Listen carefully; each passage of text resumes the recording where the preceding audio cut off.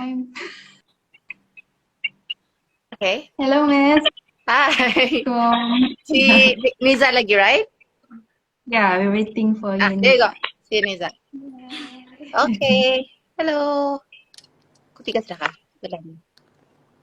Yay. I think we Mas. have to wait for the others to Okay. masuk. I Sure, mean, the sure. followers. Okay. Currently, now we have five. Okay. Five orang yang join. Okay. Apa? Go.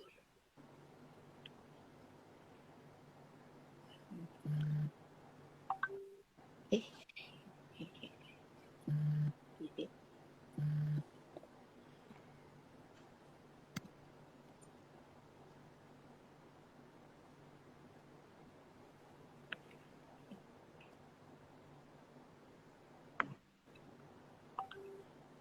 How are you, Miss? Okay. How are you doing? Okay. Kamu okay? I know you've been busy with Alhamdulillah. schoolwork. Yes, portfolio. Portfolio. Tapi And banyak yang sudah kan kamu antar. Banyak sudah kan kamu yes, antar for your portfolio.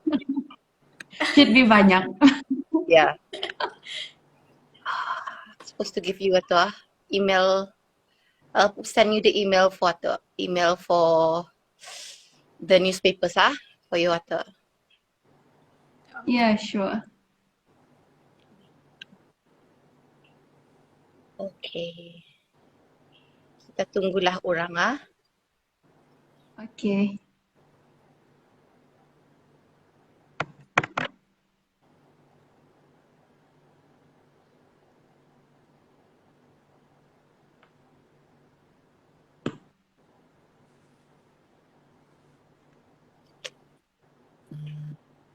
Azan pukul berapa? Azan tiga apa? Ada pula notificationnya ni sometimes di sini. I will wait for my notification lah. If ada notification, then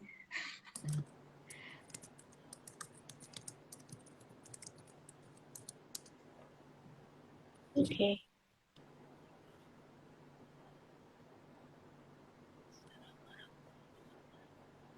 Shall we start? Waalaikumsalam.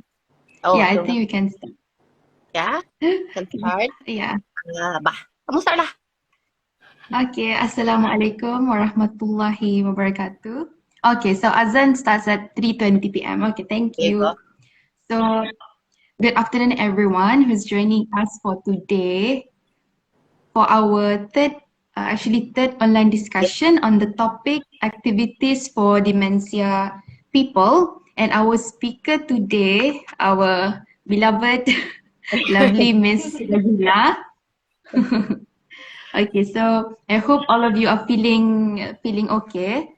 I guess right now we can give the stage to Miss Bazilah to start. Okay, thank you so much, Hafiza. Aku bagi marks dorang ni, ya banyak puji aku. Don't worry. So today we're going to talk about purposeful and ADL for person living with dementia. It'll be in English and in Malay lah okay, so I know this is our third week, so we've had our talk from Dr. Teo, sama Dr. Teo and Simai on what is dementia on the first week and how to communicate with person with dementia on the second week. So for a recap saja on what dementia is, basically dementia is a neurological condition. It's like any other condition like stroke, a heart attack, cardiovascular disease. It's the same like that. Well, cardiovascular bukan neurological lah, but it's like a stroke. So it is but with dementia it's multifactorial. It is associated with cognitive decline and impaired function. It is a progressive disease. As the disease progresses, the person living with dementia punya function and how they can carry on with their daily life are also affected lah. And one of the ways that person with dementia is diagnosed is by seeing how dorang punya activities of daily living is affected. So that is usually how they get diagnosed lah. So just for a small recap jua, dementia ranges in severity from the mildest stage to the most severe stage. And as we talk later about ADL, about activities of daily function, activities of daily living, and how we do activities with person with dementia, also depends on these stages. Okay. So how does dementia affects a person punya ADL? So if we recall on what Dr. Teo talks about, Dr. Teo sama Kak Erna talks about dementia, it affects orang tu punya brain function. So in terms of orang tu punya executive function, for a person with dementia, they will start having difficulty on how to plan and execute dorang punya daily activities. So for example, kalau dorang dulu, they can go onto BIBD, do their bills, they know early of the month, they have to go into BIBD, bayar dorang punya telefon, bayar dorang punya electric bills, bayar all the other bills, car bills and things like that. For someone who has dementia, that process, that executive function itu will be difficult. They will not be able to remember how to even go into BIBD. They cannot even remember on the sequence on how to go into BIBD punya account. They won't know what buttons to click in terms of how to pay for their bills. So atu more the executive functioning lah. Atu even that stage is already quite complex for someone who has dementia. So at the initial stage, for someone who has a mild dementia, the person probably masih boleh do all these things, but it may take them longer because dorang macam probably trial and error. They have to sit down for a while and see, balik fikir like, oh, I'm supposed to do this, and then they forget. It's like, oh, I have to do this. So it will take them a bit longer, but as the disease progresses, it'll probably be a bit more difficult, and at one point they will need assistance on how to do this lah. And for a person with dementia, dorang punya attention span is affected. The person with dementia may have short attention span, which makes attending and completing a task difficult. For example, bila dorang duduk makan, sometimes when they want to eat, dorang indah tahu what to do. They see a spoon, they see a fork, but they just see a food, but they don't know that they're supposed to eat. Sometimes you even have to put the spoon in dorang punya hand for them to like, aku mesti makan. So dorang punya attention span itu is short lah. So it affects how dorang do their activities of daily living. Example jua kalau macam we talk to them, right? Sometimes person with dementia, I know a lot of my patients, you start talking to them, dorang bercakap, and then suddenly dorang diam, and then lepas tu, apa lain? So they get really easily distracted, especially kalau ada a lot of things going around them. Okay, another thing that also can affect dorang punya ADL is visual spatial changes. Ini basically how it affects the brain lah. So visual spatial is a person's ability to perceive space between object and space. So a person with dementia with this deficit, visual spatial deficit, may find taking things difficult. For example, this is sometimes why a person with dementia tends to fall easily. So example of visual spatial deficit, when we want to take something, for example, ani kan, and then dorang mau ambil ani, and then they just go like, so they don't know how to really perceive space and the object. So dorang macam either overshoot, undershoot. So for in terms of dorang punya ADL, if you can imagine macam you go to the toilet, you want to get your toothbrush, but you keep on getting empty blank things in your hand. You keep on wanting to reach for things, but you cannot. So it can be quite frustrating. So in terms of mobility, kalau orang itu macam berjalan for someone with visual spatial deficit, sometimes ada, you know, those steps, tingkat-tingkat, especially rumah orang Brunei banyak tangga-tangga. Just to clear the step itu pun dorang kepayahan. They don't know cukup ke indah angkat kaki, is it too short dorang punya step itu. Sometimes overshoot, macam dorang high knees just to clear a 2-inch step. But sometimes not enough. That's why dorang tertrip and then they fall. So that is one of the things that can happen for someone who has dementia lah. And then in terms of memory, obviously, memory is what everyone knows about dementia, about the Alzheimer. We know someone who every time we say about dementia or Alzheimer's, they say, oh, pelupa. It's not the only symptom, it's not the only deficit, it's one of the most common deficits sajalah that everyone knows. So it's not uncommon. Sometimes how it affects dementia is for affect orang tu punya ADL, kan suruh mandi. This is what a lot of family members, I think last week pun someone was asking the question, niniku inda mau mandi. Sometimes it's not that ia nak mau mandi. Sometimes you fikir ia sudah mandi. Imagine you just showered and then 10 minutes later you feel like, suruh aku mandi lagi. Ataupun you're asking them to like, ne makan, sudah cukup makan. Tapi the thing is sometimes what they remember is some things that happened yesterday. So they've eaten yesterday, so dorang fikir it just recently happened. So they tend to dorang punya time orientation sometimes a bit muddled lah. So it affects obviously how dorang do dorang punya daily activities. Or you ask them macam, sometimes you always say orang tua, especially someone who has dementia, baju dorang berbau, they don't really want to change their clothes. It's because dorang fikir dorang sudah tukar baju. Ataupun with the memory issue, sometimes they even forgot how to pakai baju. I've had patients who we assess dorang macam, okay, she speaks very well, boleh makan sendiri in the what, she's walking, and then you give her baju, she just keeps on doing this. Balik-balik ia pakai the same sleeve.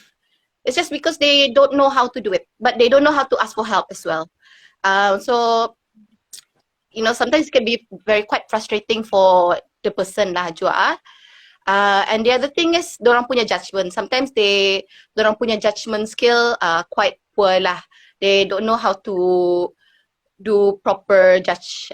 They sometimes exhibit poor decision making skills. For example, kalau di Brunei, our sabun lah, sometimes it comes in the same shape, same bottle. It just says shampoo and then satu says body wash. And because of dorang punya poor judgment, sometimes instead of using sabun for dorang punya badan, they use shampoo.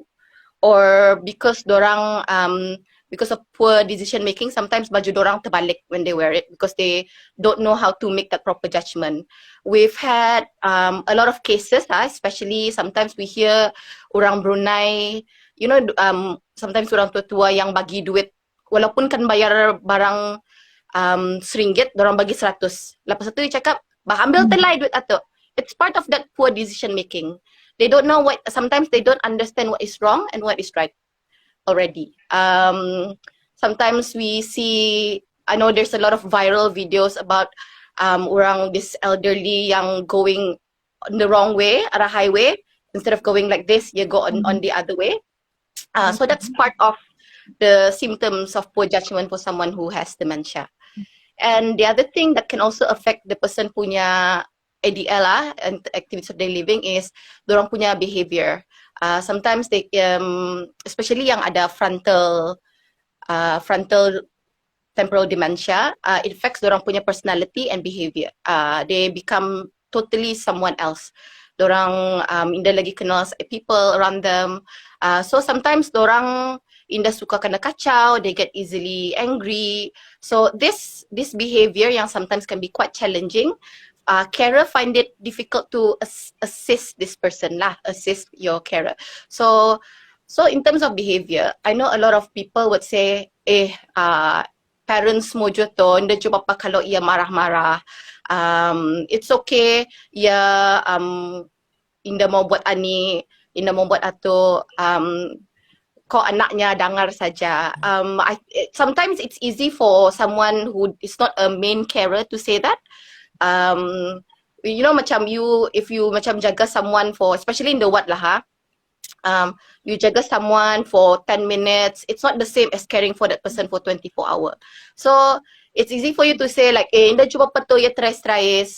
You hear a person tries for 10 minutes, it's not the same as hearing that person complain 7 days of the week. So sometimes it can be very difficult lah, especially for carers.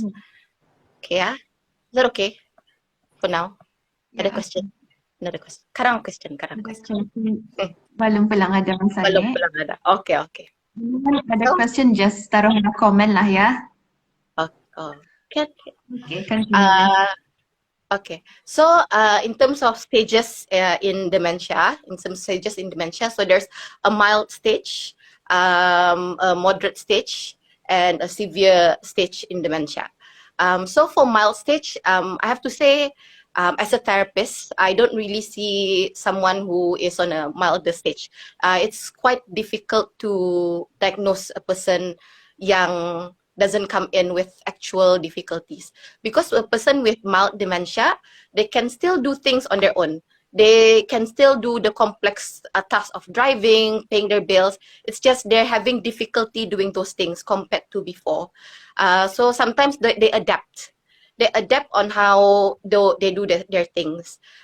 So, for example, we had one session last week, last week with a person who had early onset dementia. So she had an early onset dementia. So she was saying, masa awal-awal she was having problems with, I think, cooking. She would suddenly feel that she cannot do this cooking that she used to be able to do before. So what she does is, instead of dulu, she can automatically do all these things, macam going around the kitchen, taking all these things. So she find that she had to improvise how she does things.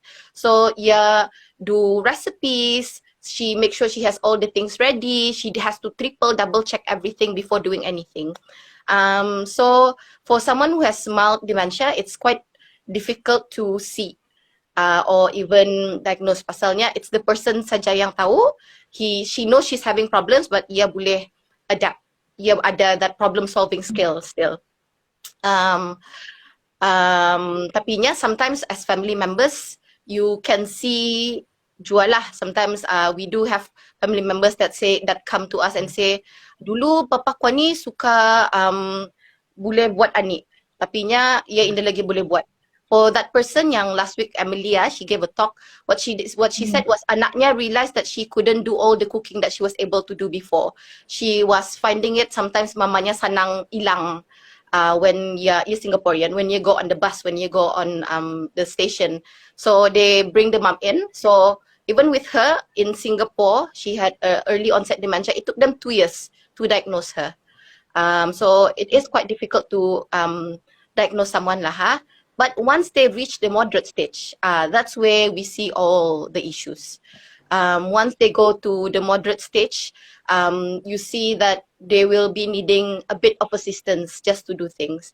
Once dorang go to this part of moderate stage, you even have to prompt them untuk mandi. Sometimes, they bangun and then dorang jalan, ma sudah kita mandi, baru tayo okay, baru tayo akan mandi. Padahal dulu, it's automatic. Sometimes for someone who has moderate dementia, even to pakai baju, ma, indah kita tukar baju kita. Awalnya belum ku tukar baju. So it's those things. We find that sometimes with person with moderate dementia, this is the time that people bring dorang punya family member in untuk to see the doctor, because it's the time when this person is needing a bit more family member punya assistance. So in terms of dorang punya ADL, they can do things on their own. For someone who has moderate dementia, they can do things on their own.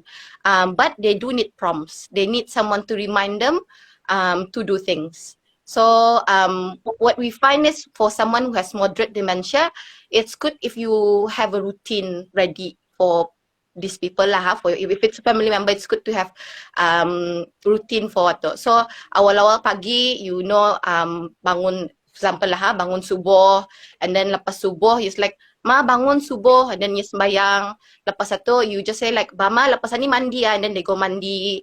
And then dorang do things, batulah, and then by 7 o'clock, dorang makan. And then lepas satu, dorang do the things that they need to do. So you fall into routine. So for someone who has moderate dementia, they can do all these things still, but needing prompts lah.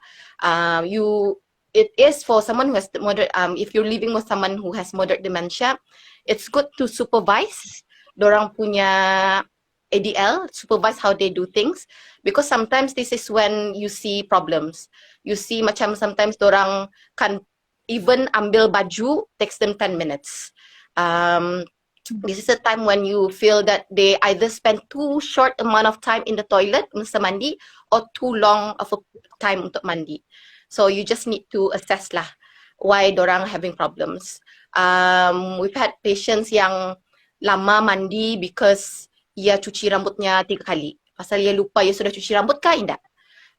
We've had patients yang kata macam mana cakap, shampoo-nya selalu habis, tapi sabunnya tu masih lagi banyak.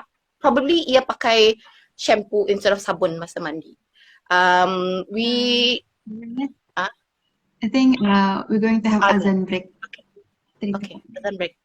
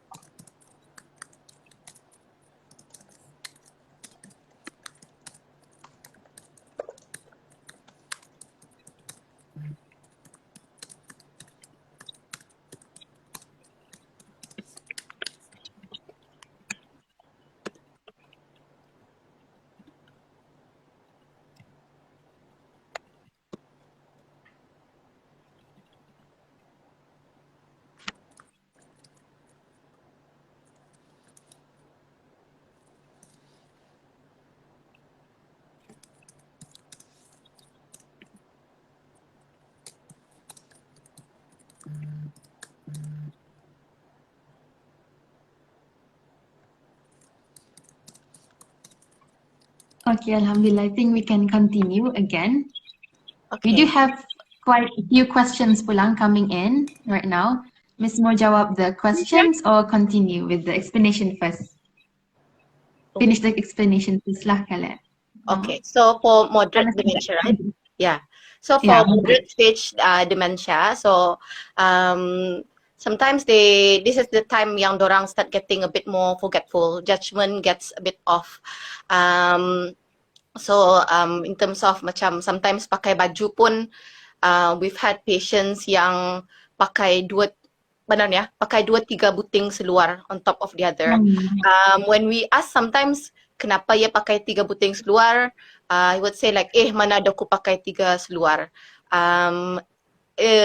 Sometimes family cakap, kadang-kadang ia terkamih tu, ia akan tukar seluar tapi ia indah tahu apa akan dibuat, ia pakai saja seluar baru.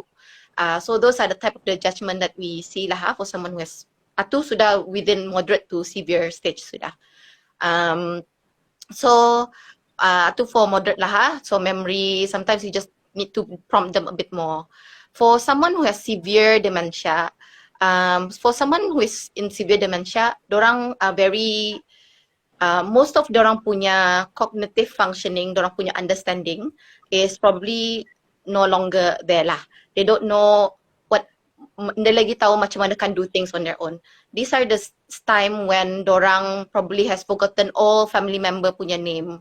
They have probably forgotten dorang di mana, time orientation pagi sama malam pun dorang in the sure.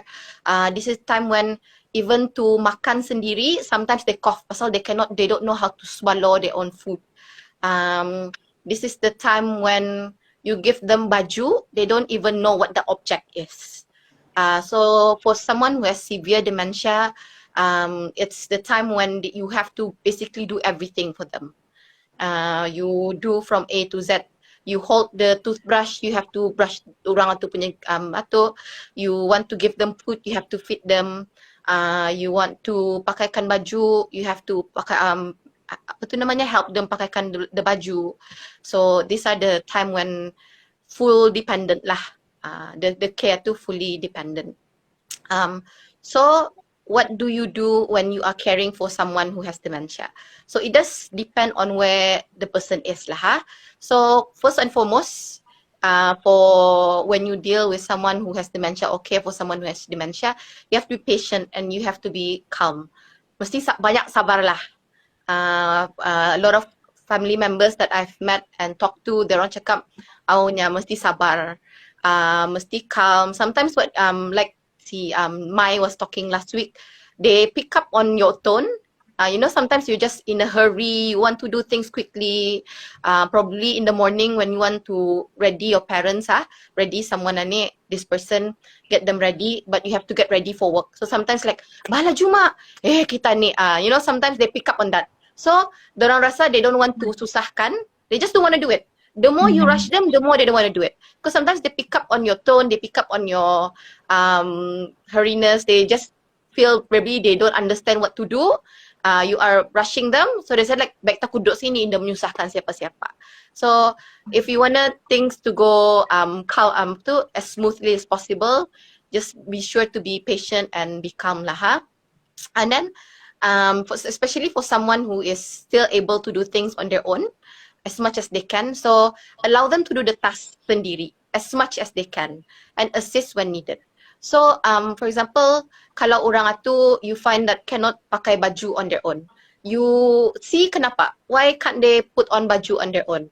Is it because they don't like the baju, so you just have to change the baju, maybe they will do it on themselves? Is it because they cannot do buttons anymore? So if they cannot do buttons, it's okay. Pakai baju apa, especially kalau bini-bini pakai baju jubah kah, pakai baju, you know, kelelawar yang tidur atau kerana orang maybe don't know how to, you know, sometimes the undergarments are difficult, so maybe you just help with those. You just need to understand why they cannot do certain things. Or if you find that ia kan angkat tangannya, masukkan kepala tu to put on the baju is difficult, so what you do is let them put on the sleeve on themselves and then you just help the part where they cannot do it. So as much as you can, have them do it themselves. So even if they need full assistance, it's good to give them options. So we don't want to fully take over someone's life. You can imagine for a person with dementia still has feelings. They still want to achieve things. Just sometimes they have difficulty communicating what they want to do and what to say. So what you want them to do is you give them options. So even if dorang dapat pakai baju sendiri, it's like, Mama, hari ni kita mau pakai baju apa? Kita mau pakai baju ani kah? Pakai baju ani. So it's like pakai baju ani. At least they have some control on what they are wearing. So even makan, right? Sometimes it's like, makan saja bubur because dorang payah mama ni makan kalau nasi lama, pakai saja bubur. That person probably don't like bubur. You know, sometimes I find orang tua-tua, they don't really like meat. They don't really like, sometimes ada certain fish they don't like. But you insist on giving them food and then you wonder why they don't want to eat. So you have to figure out why this person doesn't want to do certain things. Like dorang dah mau makan pasal makanannya it's not into their preference kah, maybe that day dorang indah mau makan bubur, maybe they feel that dorang makan bubur hari-hari, so it's giving them a control of what they want to do. Is sometimes the point. Okay. And then the other thing is, if you can, as much as you can, try to make the task enjoyable and compliment them. I think Mai was talking about a lot about this last week Jua. So, you know, sometimes kalau mandi, I think I saw someone was asking like, what do I do with my, if orang ani indah mau mandi. So, with mandi, it's very difficult. Because with mandi, it's very personal. It's a very personal thing. You, when, especially once you reach a certain age, right? Even by the age of 10, you don't want to be naked inside a toilet with someone. Why would that be different for someone who has dementia? They still feel malu. They still feel that, you know, like they can still feel violated. Huh? So sometimes even with mandi, you, what we do is, if you have to assist that someone, you jangan tah fully naked. Especially with Malay, orang Melayu, orang Islam, you just bagi kamban, you know, bagi kain, put something on them first, and then you shower them with the kain. You do it for orang kawin, it works well for orang yang, I don't know, mandi badak. So it'll work well with them. If dorang, you know, sometimes dorang indah suka rambut dorang basah, right? It's okay, you don't need to basahkan rambut that day. So what you do is probably break down the activity. So today, you mandi, you know, pakai itu, and then mandi, and then the next day, Bama hari ni cuci rambut saja. So you try to break down the activity. And then macam sometimes, and then Mai was saying, maybe macam you try to bribe them with something. It's like, Ma, kita kan berjalan ni. Kalau kita indah mandi, saya akan berjalan. Or if they like to do cooking, right? So you just do like, Bama, kita masak ni lepas masak berbau ni baju kita, mesti mandi. You know, you just try to make the task as enjoyable as possible. And then I think Dr. Teo was also saying, if they don't want to shower every day, it's okay. We just probably do it 3 to 4 times a day. Because if you force someone to do it, they will not remember what happened. They will not remember that you're forcing them to do mandi. But what they will remember is the traumatic feeling of wanting to mandi. Because every time they want to mandi, they just remember someone shouting at them, "Mala Jo mandi, ani kita ni mau mandi." So you know, it's the feeling of being traumatized just to shower. It's what's not gonna, you know, make the things smooth sailing. So try to make it as enjoyable lah. You know, like with kids, you do bubble, you do like all these scented things in the toilet. You can also do that with someone who has dementia. You can put on music. You can tell them that, you can use this particular sabun that you like. You know, give them, just make the task enjoyable lah, rather than forcing the task on them. And then, as much as you can, as I said from the beginning, provide routine as much as possible. Try to have, if they know what is happening next, they will not be so surprised. They will like, aku sudah mandi. Tapi dorang nak jam, belum pukul 10. So try to fall into a routine. Because if they manage to follow that routine, at least you don't have to force them. They know they have to do a particular thing at a particular time. So don't rush the activities. So give them extra time. So for example, if you want to go out, kan arah orang kahwin ka, ataupun you know you have a family function, don't give them 30 minutes to get ready. I take 20 minutes to get ready, 30 minutes to get ready. You know it's gonna take 30 minutes just to talk to your mom. It takes 10 minutes just to go into the toilet. It takes another 20 minutes just to shower them. So you take that into account when you try to help them with their orang punya ADL. So if you know it takes 1 hour, do 1 hour before. You prepare everything awal lah, so that you don't rush them. And then give simple instruction. So you don't go like, Mama, lepas ni kan berjalan ya, mandi kita dulu. Jangan kita lupa baris gigi. Makan ada tu di dapur. Lepas itu sekarang baru kita berjalan Jangan kita lupa kasut kita. Even I don't remember what's happening. Right? In the end, I was just like, duduk taku saja. You know what I mean? And then, so you have to give simple instruction. You go, mandi that's it. And then she go mandi. Sudah kita baris gigi. And then you give the toothbrush and then you baris gigi. Sudah ada baju kita pakai and then you pakai baju. That's it. You just give them simple instruction. You don't give multiple instruction. Because they probably won't understand in the end. And then you understand why the person does not want to do the task. Don't dismiss their worries. So we've had one patient who anaknya would say, mamaku indah mau makan. So what they ask and then macam we ask them, kenapa mama kita nak mau makan? Dia selalu fikir time money, time puasa. Because of time orientation, every day is Ramadan time. So what the family do is, mama makan, sungkai sudah ni.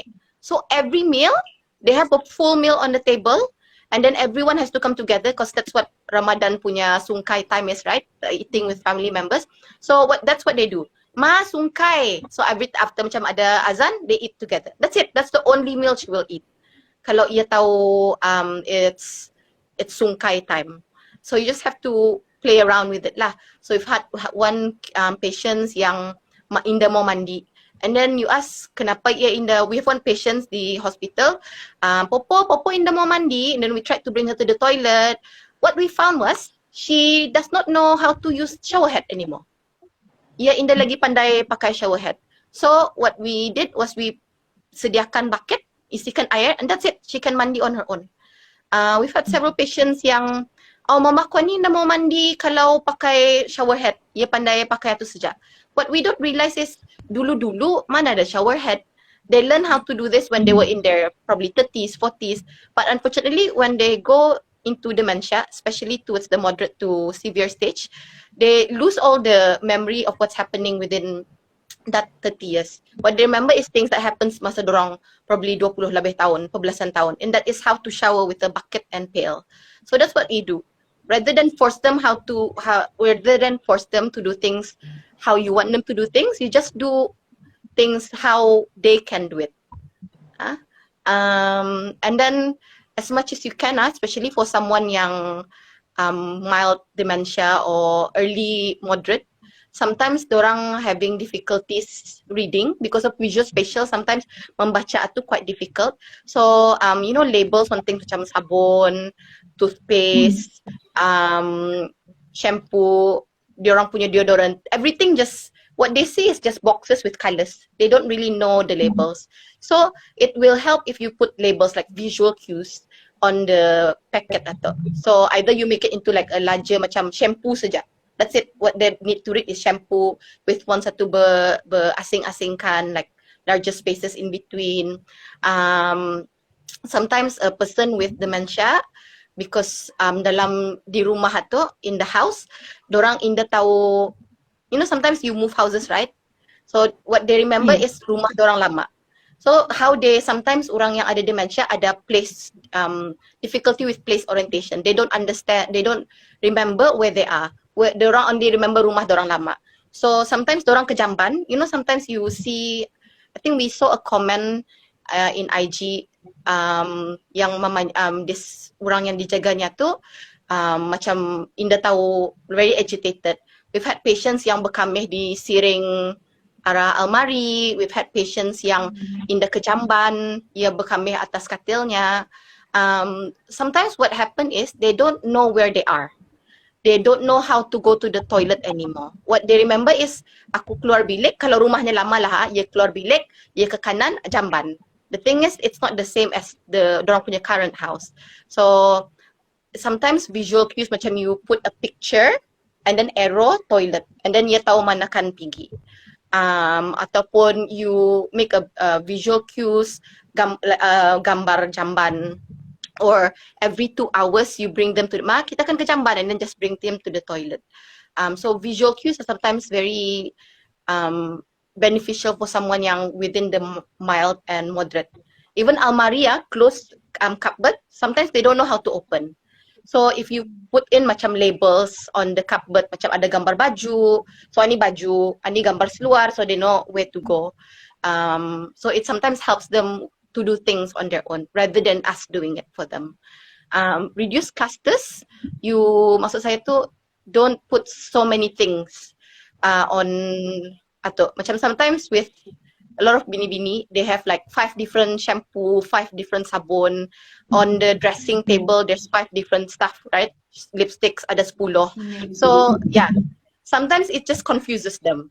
So you give them options, but not too much, because they won't be able to focus. Their attention, their focus is affected. So try to limit the choices, but still give them options, basically. Okay. So that is it for ADL. So I think we should just answer questions about activities of daily living first lah, before I go on to activities that you can do for someone who has dementia. Okay, question and answer time. I think Yeah. Yaniza can read out the question. Okay. First question from @UYul_Ali. If we know we have moderate dementia, can we fix it and recover? So like Dr. Teo is saying, masa first talk, right? He was saying dementia is it's progressive disease. It's not something that you can cure. But for someone who has difficulty with activities of daily living, if dorang on the moderate stage, when dorang initially having problems, you can help them solve those issues. So for example, kalau dorang start having difficulty pakai baju sendiri, if they're having difficulty going to the toilet, for someone who has mild to moderate stage, it's still they're still able to do things on their own. They just need help. So as I said, either you give them visual cues, so you put labels, you do routine, you put things on the calendar, you put post-its everywhere. If you do all those things for them, they'll probably be able to do things on their own after that, after you give them the assistance. But it is a progressive disease. It will not heal lah. It's just there's ways to make it better. Next question. Next question from Rauda.Ali. Katanya, thank you Puan, very enlightening. How do you deal with person with dementia who doesn't want to have a shower and keeps insisting that she has had it? Okay. So unfortunately, I do, for us lah, if I was referred a patient, mamanya Indah mau mandi, so and then family asked me what to do. So it's basically asking orang itu, I don't know who your parents kah, your nini, is like, kenapa kita Indah mau mandi? Dorangan ni balik-balik menyuruh aku mandi, sudah aku mandi. Bila kita mandi, sudah jo tadi pagi ku mandi. But the next question you should ask, Nek, pukul berapa kan ni awala ni? Iya tani bah dorangan ni. Malam jo ni. Kan disuruhnya aku mandi malam-malam. So sometimes it's because of the poor time orientation is affecting them. You know, sometimes you want ask them to mandi pukul 10, but what they feel is it's subuh-subuh. So what you do is probably you call out it's because of time orientation, right? So you just tell them, awan ya subuh indah dapat mandi bah, indah apa-apa. Nanti tas karang tas sudah pagi. So probably after an hour or 30 minutes, you just go like, Nek, pukul 10 sudah ni Nek. Bah mandi tak? Awahnya pukul 10 pagi bah, baru tayo mandi. So you try to reorientate them to the time that they are in. But don't force it lah, don't force it. If you try to change their mind that then and there, sudah tak dorang macam marah-marah, you're trying to correct them. So just give them time to calm down and then try to reorientate them back to the time where they are, banar-banar, then probably dorang mau mandi. Or it's probably because dorang ia indah mau mandi, pasalnya ia indah tahu where the toilet is. So sometimes what you do is just go like, Nek, Nek mandi nah, lakas tak aku bawa kita ke jamban. The thing is with someone who has dementia, they don't really want to say that they cannot do it because they used to be able to do it before. So they don't know how to say aku indah tahu ke jamban ya aku nak mau mandi. They will not say aku indah tahu cuma nakkan buka pipe, that's why aku nak mau mandi. It's trying to help them communicate these issues to you is how you're probably gonna help them the best that you can lah. Sometimes maybe kalau ia indah mau mandi pasal ia indah mau pakai shower head pasal airnya too panas, maybe reduce the air. It helps sometimes if you go to the toilet and then just put the water macam babies. You just put water on them like, Nek, air ni okay. You know it's probably too cold for you, but it's probably sometimes it's some aing yang dorang biasa mandi di sungai, so that's why they like to shower with cold water. Or maybe dorang inda tahu kan pakai sabun mana, because sometimes with a shared toilet especially there's 10 different sabun for 10 different people. So if you prepare the things macam ni, ani barang kita ni, dalam bakul ni barang kita, nah ani shampoo, and then if it helps if you macam the shampoo and the sabun tu different colors. Ani kita punya barus gigi, nah kita punya barang nah aku sudah bukakan kita air. And then you go out. You just need to give them the space. Because they will not be able to tell you, oh, I'm having difficulty doing this because I cannot do it. They will just say, aku sudah buat, or I don't want to do it. So I hope that helps with the question. Next, age underscore croquet love. Our complaint from my family would be my mother being defensive atau yang bagi stress, and her persistent on to do the cooking walaupun tengah terbalik sudah. At one point, she was adding to sabun, glow, cuci piring to her cooking. Oh. Wow. Oh. Yeah. For this person yang mamanya Mato, I've never been a main carer myself, but as a therapist, I've seen family members and patients who has the same issues lah. So it depends on what you are asking. So if you're asking what to do with your mom, my advice will be let her cook. Tapi mesti ada assistance. So rather than having your mom, having your mom bring all the things in. So when you know she wants to cook, you just put the things ready in the kitchen. Ma, aku tolong kita Nah, ada sudah, I don't know, if you want to bake a cake, ada sudah barangnya all prepared on the table. You make her see all the things are already there rather than trying to get things on her own. All these things yang macam glow, sabun, things like that, I'm guessing it's placed within reach lah. So my advice would be, don't put it on a area in the kitchen area. I know because our laundry, same in my house, our laundry area is close to the kitchen. So a lot of our glow, all our things macam sabun, serbuk, baju is actually in the cupboard arah kitchen. It's the same in my family. But my advice is, if you have your mom is like this, you have to make sure the things that she can reach during cooking is just cooking things. So for macam si Emily, the one that gave a talk last week, she was saying it helps for her if she has everything on the table already, including spoon, spatula, all the tapong, all the things that she needs is in one area. Before you do all the cooking, she said it helps to do that lah. So I hope that helps with your question. The persistence, unfortunately, is one of the symptoms of person with dementia. They can be very persistent. So with persistence, it's quite what we say is, you don't want to fight with your mom.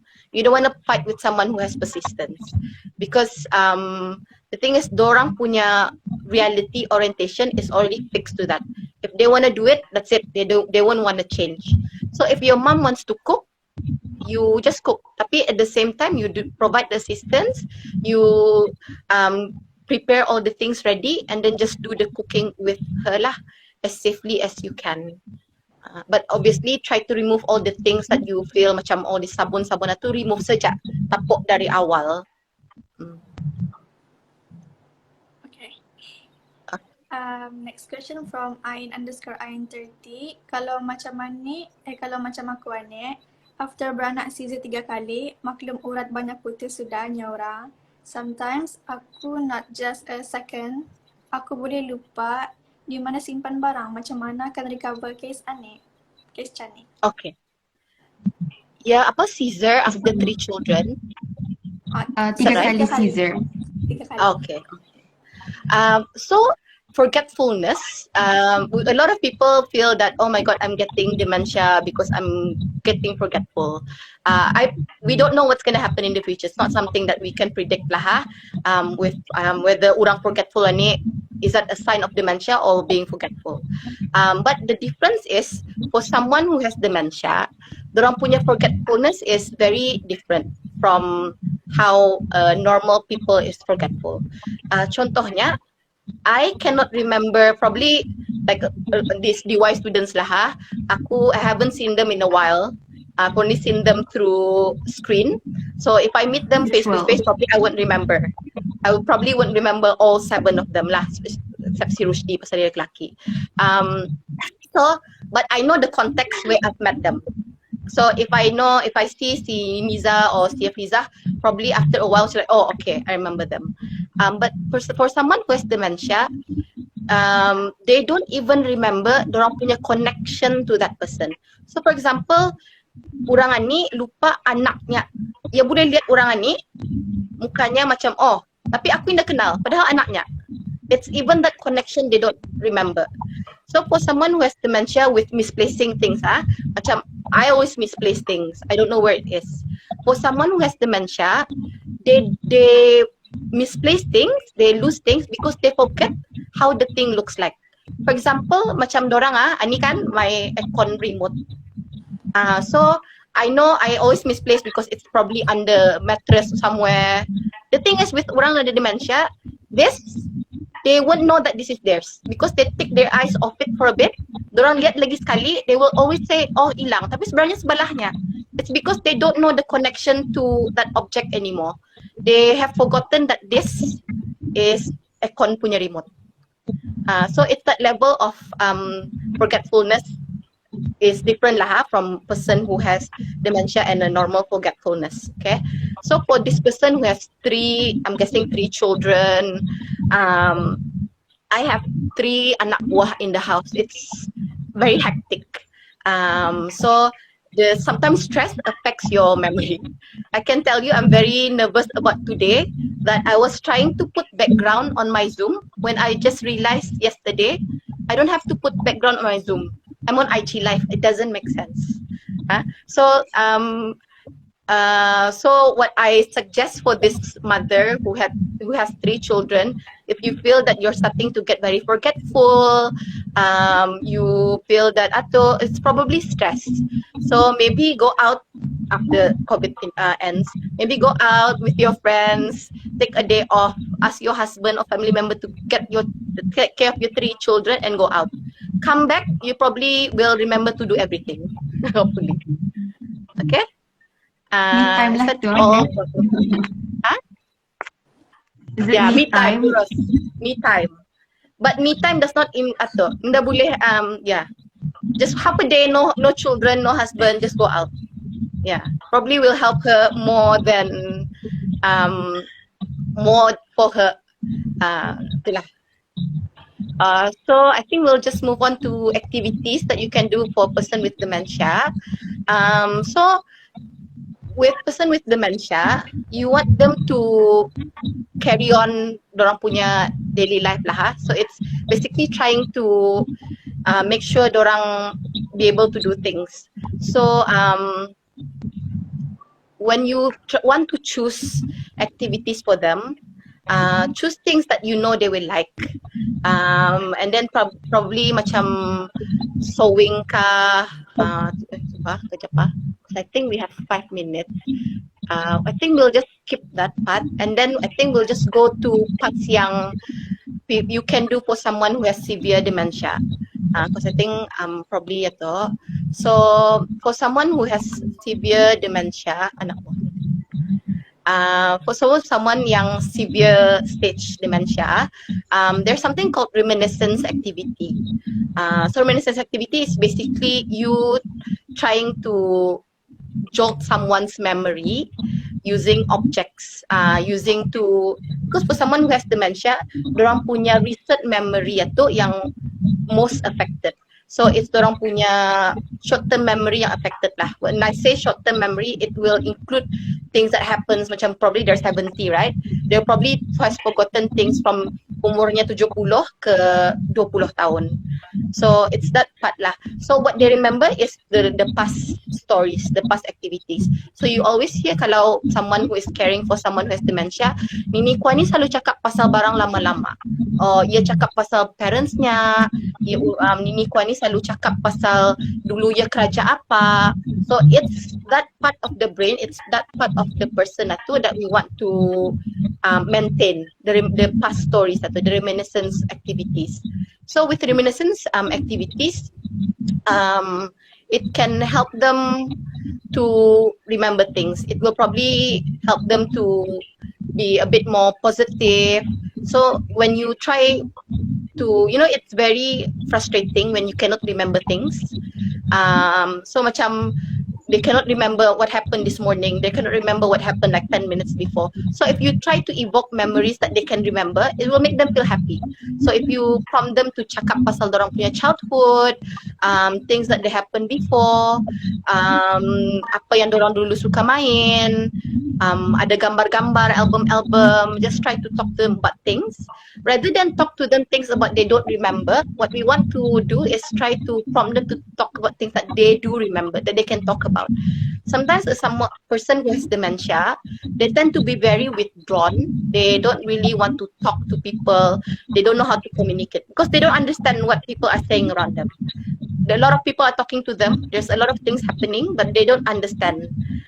So if you try to make them talk about things that they remember, at least it will start a conversation. They will start talking a bit more, not being so withdrawn. Try to take them out. Kalau macam dorang very sad, very depressed, they try to in the mau bercakap, talking about past things will make them talk.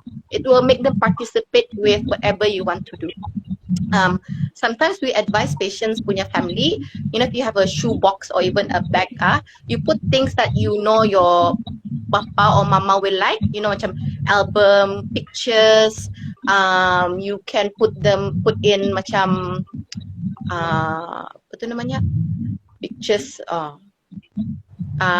things lah, things that they will remember, that they will like to see. Macam stamp, dorang punya collections of stamp. My late grandfather used to have a collection of coins. So it's those things macam if you feel that you want to start them talking, it's to take those things out and then macam dorang lihat, and then they will not feel so sad. If they try to remember all those things lah. And the other thing that a lot of people, especially nowadays, a lot of the things that people like to talk about when doing activities for someone who has dementia is music therapy, playing music. So for someone who has dementia, the part of the brain yang remembers music, that knows about music, it's that part of the brain that usually are the last one affected in dementia. So it's usually relatively undamaged by the disease lah. So with music therapy, I have to say for myself, I don't really do music therapy because it's a whole other degree. But what we want to remember about music, viewing music for someone who has dementia is music evokes emotion. For example, if I play a music macam what I remember is Jaws punya movie. And what I remember about Jaws punya movie is sitting in a cinema with my family watching the movie. Or for someone who is within my age, when you say like wake me up, and then everybody in my age is like, when I say wake me up, and then everybody young within my age would say like when September comes, you know what I mean? So music evokes memory. A certain type of music will immediately bring up things that you feel. So that's what we want to do for someone yang ada dementia. So if you know they like a certain music, I don't know, for kids nowadays, probably in 30 years time, you play music by Olivia Rodrigo, probably will make them smile, or you play them apa tu namanya, the music yang levitating, probably reminds them of things when they do with TikTok, you know what I mean? So it's the same thing with elderly. So you play them music yang during dorang punya time, and then it's like, ne, ani siapa? There was like, oh, ani dulu famous ni ya ne. So that's what you want to do, just to start up a conversation. music is actually quite powerful because it's the emotion that music brings out in you, that you want to manipulate when you do music with someone who has dementia. We did one activity with this in a group. So this person used to be a very high-ranking soldier di Brunei, but because of dementia, ia indah ingat family member-nya, ia indah ingat how to write, indah ingat how to the date. Not he doesn't even know how to do 1 to 10. Okay, so we do all these things with them, calendar, colors, things like that, just to do all these activities with them. But at the same time, so what we do is, aku cakap, okay, ani music apa? So we were playing music, right? So ia macam indah ingat juga the music. And then we were playing lagu Hari Kebangsaan. And then suddenly this person who was very withdrawn toward the activity, suddenly ia berdiri. And then he just started doing diri and just do this. And then started singing along with the music. So even if he indah remember most of the things that happened to him now, doesn't remember his own name, doesn't remember how to read and write, it's hearing lagu kebangsaan, suddenly he stands up and then just singing. So the song itself is bringing out his, he remembers patriotism at least lah. So you want that music to trigger emotions and feelings, especially if it has personal connection to their past experience. Yeah. And then for music, sometimes it calms them down. In the context of orang Brunei lah, especially, you see a lot of what they always play, macam surah-surah, dikir-dikir. It's something that they will probably calm them down. So you just have to put that music, when you try to choose music for someone, put it in the context of orang atuk rather than what you prefer. So for example, if you want to play music for your grandparents, obviously you won't play song by Justin Bieber. You would want to play something in their time, or macam classical music is good, just to probably get them to listen lah. Because music, it doesn't have to be, you don't have to participate, especially for severe stage kan, you can just be a passive listener. But with music, sometimes if you can get them to dance, get them to move, it also incorporates physical activity. So that's what we want them to do as well. Okay. It helps to relieve stress, it helps to reduce anxiety, helps them get through depression probably, and reduce agitation. But with music therapy, obviously there's a whole lot more than just playing music lah. But you can try to play music that they like and try to talk about it. It's sometimes can be quite powerful, I find. And then with activities, right? I know, try to do new activities. With activities, what you want them is for them to participate rather than actually doing it. So sometimes in the ward, we try to do coloring with my 85-year-old, this 85-year-old lady. Kami cakap, because it's COVID time, so obviously we can only do certain things. So it's like, mana mengala, hindi ko pandai mengala-ngala niya. So she doesn't want to do coloring, but you just make them do. She's like coloring, but at the same time she was like talking like, hindi ko pandai. Ani ba niya? Cucuku niya. Cucuku ani niya. So this person doesn't really like to talk. But once she was complaining about it, and then she was doing it, so she was coloring this, was like, aw niya, di rumahku ada niya, burongan niya. So, you just want them to talk, just try to participate with anything. We've had one patient, when we tried to do baking, kami kan suruh buat kuih more. So she was doing this lah, kuih more. And then she suddenly tried start to shape it, and then start to umban. Yeah, Chinese lady. So she basically was trying to play mahjong with it. It's okay that the activities doesn't turn out with how you want it to be. It's having them try to even just participate, do something that they can do. Yeah, I think that is it. It's 4 o'clock already. Sejam sudah. Is there anything that you want to add? Actually, we have more questions sebenarnya, but limpas sudah. I think this session is only for 1 hour. So we promise, inshallah, we will answer the questions yang lain itu next week. Okay, next week every Friday juga sama. Or you can check our Instagram punya feed. We do post infos di sana juga. Maybe relate with your questions. Okay. So I guess this is the end. Thank you. Oh yeah? Okay, I just add, we had one comment on our IG last time. What was it? From siapa? Do you remember? I'm supposed to mention it. Okay. From Ada. Creative HD8. Yeah. Apa dia punya, what was the comment? Komennya, my dad has dementia since last year, and over the past years or so, he started now only being inside his room, but starting to torn apart whatever items such as curtain, furniture, electrical items, etc. And not only that, he started to get aggressive at times, such as holding fists and or want to bite us. To keep it short, we can put everything in his room, as whatever catches his eyes, he will destroy it. For over a year now, we don't know what to do except dealing with his behavior as days go. I hope there is some therapy or dementia organization locally that could give me an advice or two. So for this person, I can't really answer a lot of the questions lah. So basically, what I want to say juga saja, next week our topic is behavioral psychological symptoms of dementia. So BPSD.